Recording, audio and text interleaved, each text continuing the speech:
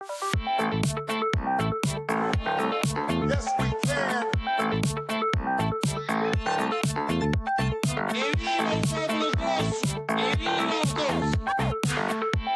I have a dream.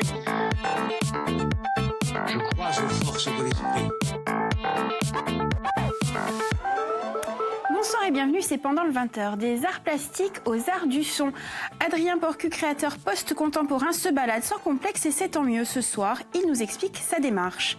Xavier Affre, lui, reviendra sur la nécessité de s'adapter, de se transformer à travers 2 films, Hostile et Avant que nous disparaissions, et ce sera notre focus.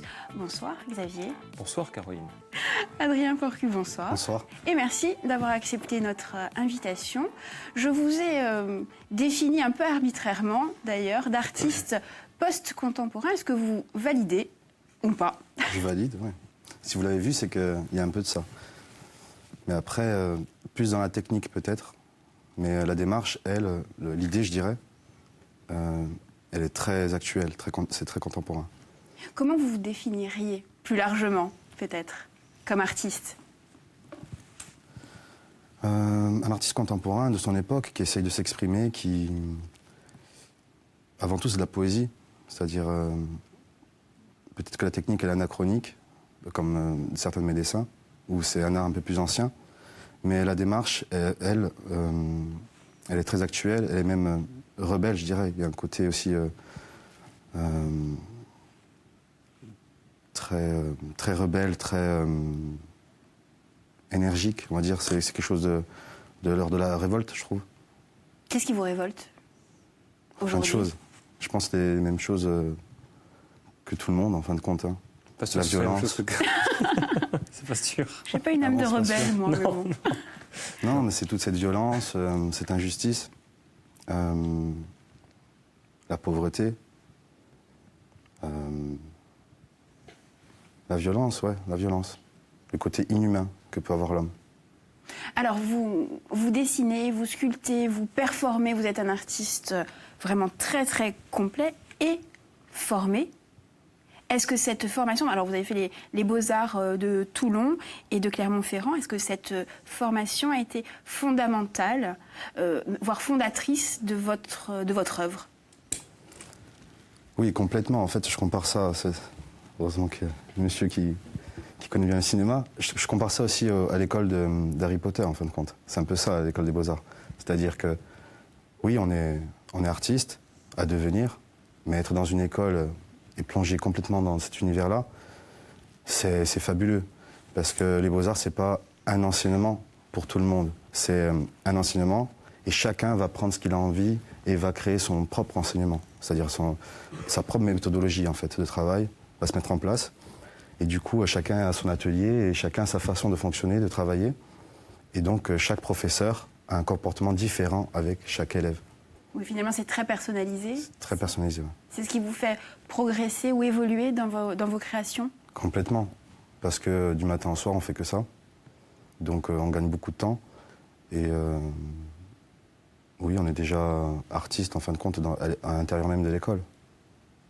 Alors, vous avez commencé par la sculpture, je crois. Oui, j'ai commencé par la sculpture, enfin... Oui, la sculpture, mais j'ai toujours dessiné, en fin de compte, même avant de rentrer aux Beaux-Arts. Mais aux Beaux-Arts, tout de suite, oui, je me suis mis à la sculpture. Qu'est-ce qui vous attirait? C'est la matière, ce rapport, ce contact-là? Oui, c'est la matière, c'est de faire aussi avec ce que je trouvais autour de moi. Donc j'ai commencé à faire des sculptures en balayant tout simplement, en ramassant tous les débris en fait, de l'école, des morceaux de plâtre, de bois, et je solidifiais tout ça pour en faire des sculptures. Donc très vite, ça a parlé aussi de performance, le fait de balayer, d'accrocher des objets entre eux, de la matière. Il y avait aussi le corps qui parlait, donc je suis arrivé à la performance. Oui, parce que l'œuvre commençait à vous qui balayez, en fait. C'est pas simplement le résultat final. Ça veut dire quoi? Je ne faisais pas que balayer, parce que les gens vont se dire. Mais ça m'intéressait. On a bien compris. C'est-à-dire, je faisais une sculpture, et ce qui tombait par terre, à la fin de la journée, je regardais, et je me suis dit, mais ça existe aussi, cette matière que j'enlève. Donc il faut que j'en fasse quelque chose. Donc on est d'accord que c'était un travail parmi tant d'autres, ce côté de, comme un insecte, de prendre ces petites choses et en faire aussi une œuvre, quoi. Et puis vous avez créé des installations très importantes, toujours avec le bois, comme des dortoirs ou des cellules, on ne sait pas trop d'ailleurs. Oui, notamment, bon, il y en a eu plein un peu dans ce style-là avec le bois. Je récupérais beaucoup de choses dans les poubelles ou à l'intérieur même des centres d'art. Ils avaient toujours une pièce avec plein d'objets à l'intérieur, je récupérais. Et c'est vrai que pour cela, la pièce, justement, le dortoir, j'avais appelé ça colonie de vacances. Et c'est vrai qu'on avait l'impression de rentrer dans un dortoir, un camp militaire ou un camp de concentration. Oui. Et justement, alors vous avez toute une série de dessins d'insectes auxquels vous avez collé les insignes militaires allemands, américains et français. Est-ce que, bon, évidemment, la référence à la Seconde Guerre mondiale est là. Est-ce que c'est votre Maus à vous, la BD d'Art Spiegelman, qui, je le rappelle, avait... Non, mais c'est magnifique. J'admire votre... Oui, c'est ça, c'est un peu ça. J'ai pensé à ça. Aussi, oui, voilà. Oui. Où les personnages, enfin les forces en présence sont des souris, animaux. des chats et des chiens. Voilà. Il y a un peu de ça. Je vais être très franc avec vous. Je ne connaissais pas, j'en avais entendu parler, mais très vaguement. Et on est entièrement... on est de la même famille, en fin de compte, hein, parce que c'est ça. Moi, dans mon atelier, je me suis dit, pas si tu es un enfant, parce qu'en fin de compte, on a tous été enfants, donc on est encore. Surtout un artiste. J'ai l'impression que... Non, mais les autres aussi, je vous on est tous restés un peu enfants. Voilà. Et du coup, pour m'amuser, je me suis dit, si tu devais représenter un insecte, si tu devais représenter des hommes, ou là, des armées, avec des insectes, tu choisirais quoi comme insecte? Du coup, oui, l'araignée, c'est les nazis, l'abeille, c'est plus les Anglais, parce qu'il y a tous les pays représentés. Hein. J'ai représenté tous les pays. C'est un jeu à la base. C'est vrai que les dessins peuvent paraître très durs, très noirs, mais à la base, c'est un jeu. C'est un jeu et il y a la notion d'ironie aussi, dedans. C'est très ludique. Est-ce que votre art est-il forcément engagé?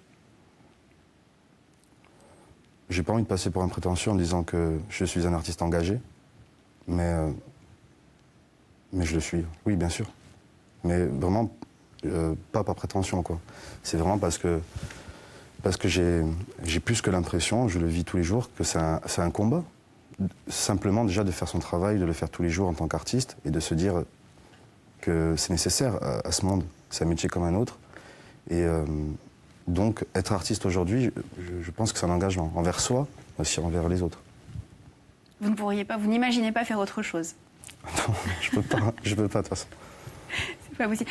En revanche, vous n'êtes pas pour donner des sous-textes ou des explications à vos œuvres. Vous préférez laisser le public prendre ses responsabilités et comprendre ce qu'il doit comprendre ou ce qu'il a envie de comprendre par rapport à vos œuvres. Je l'ai déjà fait, écrire sur mon travail. Pour moi, le titre, il est très important parce que c'est aussi une création en soi, le titre. C'est aussi en gros, on répète pas en faisant un titre, on rajoute quelque chose. Donc c'est aussi une création. Donc je mets des titres, tout ça. Des textes, j'en ai déjà fait, mais j'aime beaucoup aussi ne rien dire, voilà, et ne pas l'expliquer, parce qu'en fin de compte, cette réflexion que met en place le regardeur lorsqu'il est devant une pièce, elle est très très importante. Parce qu'en fin de compte, il y a un inconscient collectif. La personne qui va dire ça, moi je peux le faire, ou oh, c'est n'importe quoi, c'est juste parce qu'elle n'a pas envie de regarder. N'est-ce pas, Xavier? Oui. Vous qui êtes très attiré par l'art contemporain, je crois. Oui, quel pic. Non, ça dépend. Et art contemporain. Même par exemple, c'est vrai que les insectes, ça me parle. Je trouve ça plutôt bien. Hein. Mais je suis un peu d'accord aussi, parce qu'on a reçu pas mal ici d'artistes contemporains. Et c'est vrai que d'une manière générale, de toute façon, j'avais posé la question un peu ironiquement sur le mode d'emploi. Et en fait, c'est vrai que bon, c'est une question de regard. Bon, l'art, de toute façon, c'est comme le cinéma, c'est une question de regard. On peut y trouver tout. Et son contraire. Alors Adrien, vous êtes un artiste protéiforme. Comment initiez-vous les transitions entre vos différentes phases créatives? Est-ce que vous vous dites, bon mais maintenant je vais faire de la peinture abstraite, et puis 15 jours après, non mais maintenant je passe au crâne en plâtre. Comment ça se décide? Et est-ce que ça se décide finalement? fait, ça dépend. Il y a plusieurs façons de faire. C'est-à-dire que si j'ai une deadline, si j'ai une exposition, donc je vais mûrir le projet, je vais mettre en place un travail vraiment en amont, je vais vraiment travailler, tout ça. Et puis il y a des choses très impulsives que moi-même, je sais, même devant la feuille, je ne sais pas pourquoi je le fais. Et je pense que c'est très important de le dire, parce que souvent, on se dit l'artiste, s'il ne sait pas parler de son travail ou s'il ne sait pas pourquoi il a fait, c'est que ce n'est pas un artiste. Je ne sais pas, en tout cas, il y a cette notion-là. Ben moi, je ne trouve pas. Parce qu'il ne faut pas oublier que l'artiste, il a ce rapport avec l'invisible aussi, en fin de compte. Moi, encore pas. Naturellement, je vous le dis, pas prétention, c'est que on est habité, hein, tout simplement. Des fois, on produit des choses, il y a des accidents qui arrivent, des erreurs. Il y a des choses qui nous parlent, en fait. Et on travaille, et à la fin, il y a quelque chose, ça existe. Et ça ne nous appartient même plus, en fin de compte. Ça devait juste être là. Et tout ça pour dire que des fois, voilà, j'ai une manière un peu plus rock'n'roll, un peu plus sauvage, un peu plus impulsive. Et c'est ancestral, en fin de compte. Comment on existe, comment on se place sur la carte de l'art contemporain ou de ce marché de l'art qui est hyper concurrentiel et hyper fermé? C'est fermé, et en même temps pas tant que ça. Enfin, je veux dire, l'art contemporain est devenu, l'art en général est devenu un peu, c'est le show business, quoi. C'est un côté comme ça. Et c'est pas forcément les meilleurs qui se retrouvent en haut de l'affiche. C'est pas forcément les meilleurs qui sont dans leur atelier aussi, qu'on connaît pas. Tout est mélangé en fin de compte.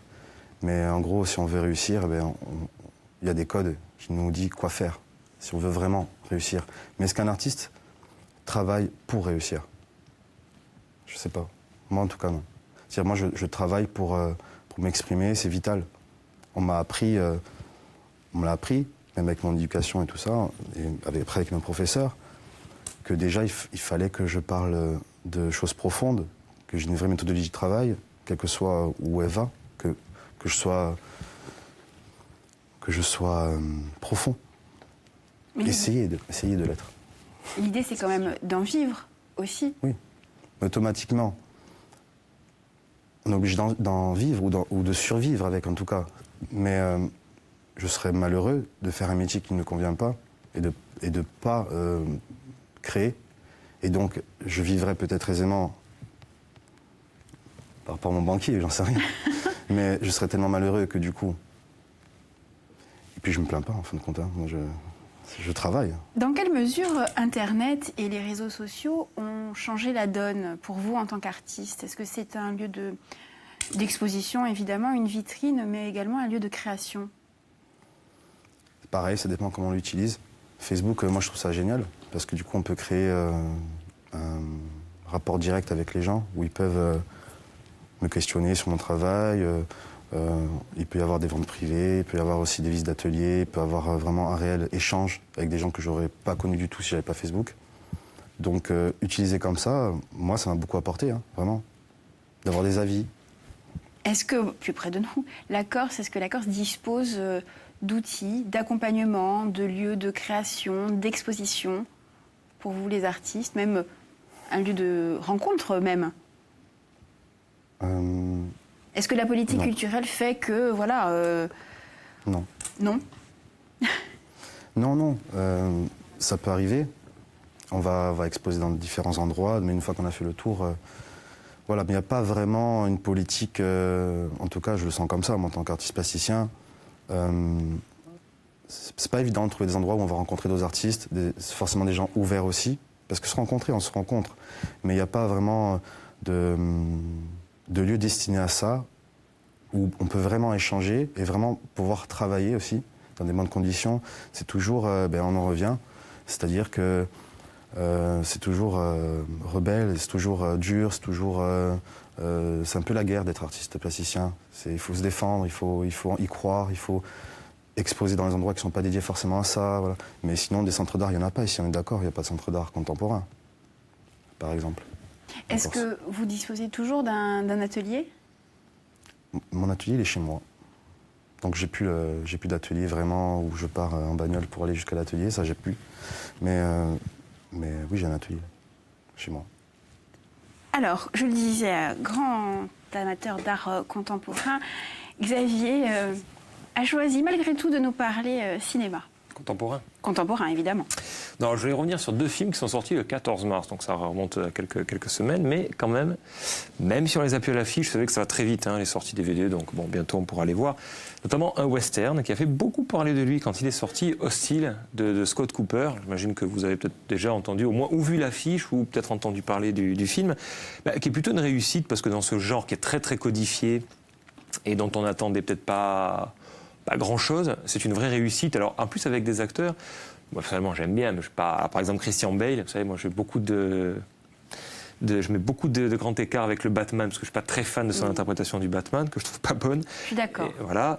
Et Rosamund Pike, qui est une bonne actrice, qu'on a vue dans Gone Girl, notamment, qui est un excellent film de David Fincher. Voilà. Alors, on est en fin 19e, et c'est un capitaine de cavalerie qui est pas très sympa. En fait, pour dire les choses, c'est un criminel de guerre, donc pas très très sympathique, qui est un ancien héros devenu. Alors, il devient gardien de prison, et son rôle, c'est d'arrêter des Indiens et de les mettre en prison.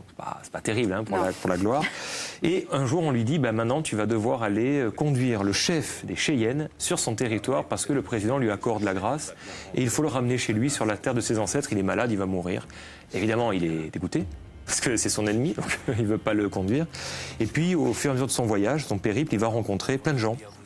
Alors, une femme dont la famille a été massacrée, il va rencontrer d'autres personnages, donc pas trop dévoilés ici. Mais en fait, c'est une odyssée qui est effectivement très violente. Il y a un petit peu tous les éléments, la colère, la violence, la rédemption, la méfiance vis-à-vis du groupe aussi. Chacun se méfie un peu des autres, mais... comme dans un groupe, il va falloir qu'il soit solidaire pour évidemment survivre. Alors, je disais, c'est quelque chose de codifié, mais là, pour le coup, en même temps, le film s'inscrit dans ce qui existe déjà, c'est-à-dire western crépusculaire. Alors, je ne parle pas de John Ford, mais plutôt du côté de Eastwood, un western très noir. Peut-être les westerns des années 50-60 qui étaient pro-indiens, comme La Flèche brisée, par exemple. Donc, on est plutôt dans cet élément-là, mais c'est assez maîtrisé quand même, c'est beau. Donc l'image est très belle, c'est pas toujours si facile que ça. La narration bien, la direction d'acteur, j'ai trouvé ça vraiment bien, et une mention spéciale à Christian Bale que je n'aime pas habituellement, mais là je trouve vraiment étonnant. Mais en même temps, c'est un film américain qui est vraiment universel, et puisque j'aime bien, pas de mièvrerie, pas de pathos, pas de sensiblerie, de la retenue sur ce genre de sujet quand même, c'est presque... Et il réussit à faire un film qui est à la fois émouvant, moi qui m'a vraiment ému, et à la fois humaniste, parce qu'on sent bien le côté... de ne pas tomber dans la caricature et le manichéisme, parce que les Indiens sont présentés avec les différentes tribus, certaines plus agressives que d'autres, etc. Mais on sent que quand même là, c'est plutôt pro-indien. Et ce personnage de Christian Bale qui prend conscience de ses erreurs passées et qui vraiment va vers quelque chose de nouveau, c'est touchant. Donc finalement, ça vire à l'universel un peu. Voilà. C'est bien dit. Voilà, oui. Le deuxième long métrage. J'ai pensé à vous, puis c'est la demande des caméramans, c'est une demande générale. Ah là là, oui. C'est de l'asiatique, ça fait longtemps que je n'avais pas parlé d'asiatique. Voilà. Bientôt il y aura aussi du roumain, Je vais revenir à mes bases. Et donc le film s'appelle Avant que nous disparaissions, qui est un titre charmant, évidemment, La fin du monde, vu par un japonais, donc Kiyoshi Kurosawa. Alors là aussi, un couple traverse une mauvaise passe. Alors l'histoire est un peu étrange parce que le jeune homme disparaît, il réapparaît, mais il est transformé, il devient plus sympa, etc. Bon, ça paraît un peu étonnant. Un homme différent, et puis un petit peu à côté, une famille est complètement massacrée. Donc, vous voyez, il y a plein d'événements un peu étranges, un peu bizarres, avec des phénomènes non expliqués. Mais en fait, on comprend assez vite ce qui va se passer. Alors là, pour le coup, parce que la bande-annonce, en plus, a le mérite de le dire très vite, on écrit invasion. Donc il est question d'extraterrestres, mais alors à la mode asiatique et surtout japonaise, c'est-à-dire peu d'action, donc quasiment aucun extraterrestre qu'on ne voit, donc pour ainsi dire, oui, voilà, c'est ça que je trouve assez bien. Et puis le petit côté parodique un peu... Alors, je n'ai pas jusqu'à la bouffonnerie, mais il a vraiment voulu faire quelque chose d'un peu parodique, c'est-à-dire qu'il s'est inspiré de Carpenter, on peut penser à l'invasion des profanateurs de sépultures, ça c'est des références pour lui, mais en même temps, avec des idées sympas, et vous allez juste m'en laisser citer une parce que je la trouve extraordinaire. Les extraterrestres vont voler aux humains leurs idées, et les concepts, notamment l'amour, en mettant simplement le doigt sur leur front. C'est-il pas beau, ça, n'est-ce pas? Ouais. Donc vous imaginez le doigt sur le front, vous piquez une idée.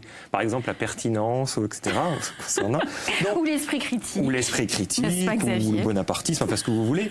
Donc le réalisateur joue intelligemment avec les codes, et il arrive à faire un objet qui est un peu hybride, qui est assez intéressant, assez passionnant. Et puis évidemment, comme c'est un réalisateur que j'adore, la mise en scène, n'en parlons pas, c'est topissime. Petit film pour lui, parce que c'est un film de récréation, mais super film. Mais grand film pour l'humanité, c'est ça pour les cinéphiles. Voilà, c'est bien. On a bien compris. Ça vous donne envie, Adrien? Oui, j'aime bien cette idée voler. Voilà. De voler les idées, bah, pour les artistes, ça doit être quand même quelque chose. Alors, se renouveler, se réinventer, Adrien, vous savez faire. Et la dernière évolution en date, c'est quand même la musique. Alors, vous le dites, je cite, la musique pour vous a une dimension spirituelle, c'est une échappatoire. Alors, moi, ce que je ne comprends pas, c'est que vous qui avez des multiples modes et moyens d'expression, du talent à revendre, vous aviez encore besoin d'une fenêtre sur autre chose.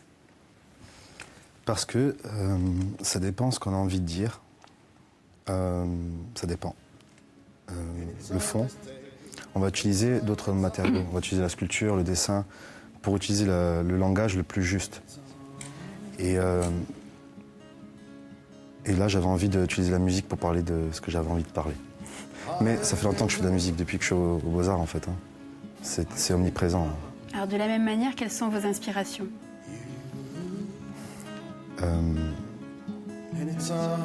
Pareil, c'est un peu comme une éponge. J'aspire tout ce que je vois et qui m'entoure, et qui me déplaît, qui me touche et aussi qui me plaît, qui m'émeut. Et là, j'ai choisi la musique pour parler de choses un peu plus personnelles, je dirais. Même si dans un dessin, c'est des autoportraits quelquefois. Mais je sais pas, en fin de compte, là, je sais pas pourquoi, vraiment. Je le saurai peut-être une fois l'album terminé, mais j'ai besoin de le dire en musique. Alors justement, cet album qui est en préparation grâce à une campagne de financement participatif sur Kiss Kiss Bang Bang, ça a dépassé vos espérances et la somme arrêtée à la base en un peu plus d'un mois. Donc là aussi, c'était un temps record. On imagine déjà votre satisfaction. Comment va s'organiser maintenant la production ? Alors du coup, cet argent il va me permet de faire des maquettes, de très belles maquettes, en fin de compte, pour pouvoir les présenter à la CTC, justement, pour pouvoir vraiment faire un album. Mais déjà, de faire des maquettes, tout ça, je commence ce travail d'album, en fin de compte. Donc ça commence maintenant, ce travail-là. Moi, j'étais étonné. En fin de compte, j'étais étonné. Pourquoi ? J'étais étonné parce que c'est un peu... Justement, on parlait de sauvagerie tout à l'heure dans l'art. Là, c'était très, très sauvage, très impulsif de vouloir concrétiser la chose. Parce que faire de la musique, j'en fais chez moi. Mais de là à dire on va en faire une pièce, une œuvre, en fin de compte, quelque chose qui va pouvoir s'écouter, se réécouter, où la pochette est aussi importante, où la façon dont je vais les jouer, les lives vont être très importants, ça s'est fait un peu sur un coup de tête. Vous composez vos musiques, vous écrivez vos textes. Comment va se passer le processus créatif ? Alors, des compositions, j'en ai beaucoup, mais j'en ai beaucoup, mais en squelette, c'est-à-dire, le squelette est là, il va falloir plus les travailler, plus les digérer, voir... Les paroles, pareil, j'écris en fait. Voilà, j'écris, donc c'est des paroles qui sont réfléchies, que j'ai depuis longtemps dans mes petits carnets et tout ça. Et là, j'ai commencé déjà ce travail en studio, donc on a déjà une musique. Voilà, c'est tout nouveau. Et les textes sont en français, en anglais ? Donc c'est un album où il y aura donc de l'anglais, du français aussi, et je pense peut-être à d'italien aussi. Et de l'italien aussi. Voilà. Et on imagine évidemment des performances pour accompagner et teaser un peu la sortie. Vous imaginez, ça, en fait, vous réfléchissez déjà à ça ? C'est ça. À la mise en scène et À tout ça ? comment le montrer de la manière la plus juste, comment vont se passer les lives, les clips. Ça va être... voilà. Mais c'est tout nouveau pour moi, la musique en tant que professionnel, je dirais. Quand on fait un album, il faut réfléchir au live, il faut réfléchir à comment on va diffuser l'album, ça. C'est tout nouveau pour moi. Vous allez collaborer avec d'autres artistes, chanteurs, musiciens, réalisateurs, pourquoi pas ? Alors oui, c'est prévu. C'est prévu. Vous avez quelques noms à nous communiquer ? Alors il y a Pierre Gambin qui est très, très intéressé pour qu'on va produire l'album en fait. Ah oui. Donc voilà. Je serais très, très content de travailler avec lui. Hein. Donc déjà on travaille ensemble parce que c'est quelqu'un que j'estime beaucoup. Et si l'album est produit par Pierre Gambin, là, il y aura des belles choses qui vont se faire. Une jolie signature à à côté pour cet album. Une date de sortie peut-être est prévue? Ben, j'aimerais bien juillet, Juillet pour l'été? mais après, est-ce que les choses vont se dérouler? Est-ce qu'il y aura des accidents ou pas des accidents, des erreurs Écoutez, on n'espère qui vont- pas. qui feront que l'album va être mieux, hein, bien sûr, mais on ne sait pas. Mais écoutez, Adrien Burg, merci de nous avoir accompagnés durant cette émission. Et puis, vous Merci à revenez vous. nous en parler très vite de cet album. Xavier Affre, merci beaucoup et à très bientôt. Pendant le 20h, c'est fini pour aujourd'hui, mais ça continue sur Internet en replay. Pardonnez-moi, merci de nous avoir...